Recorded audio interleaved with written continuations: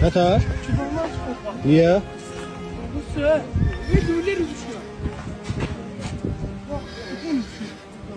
Amma belə gözü görür. Görmür, yox. Bu at bostana girdiyi üçün cəza olaraq gözünü bıçaqlayıblar və bunu bir adam eləyib. Daha doğrusu özünü adam hesab edən iki ayaqlı bir heyvan edib. Bir dəfə də buna oxşar hadisə baş vermişdi. Bir pişik mağazadan oğurluq etdiyi üçün ayaqlarını kəsmişdilər və bunu bir adam eləyir.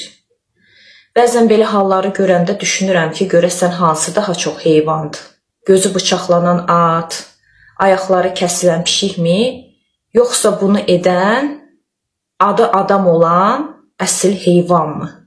Yaxud da toyuqları gəlib aparan bir tülkünü tuturlar, ağacdan asıb, yekə-yekə kişilər ona işgəncə verir. Hansı ağılla bunu edirsiniz? Ümumiyyətlə bilirsiniz ki, cəzalar insanlar üçündür. Siz güya o atın gözünə bıçaq vurdunuz, at ağıllandı, dərs çıxartdı bundan, başa düşdü. Ağlınız o atın ağlından da azdır, bilirsinizmi? Ağlınız o pişiyin, o tülkünün ağlından da azdır. Adı üstündə heyvan.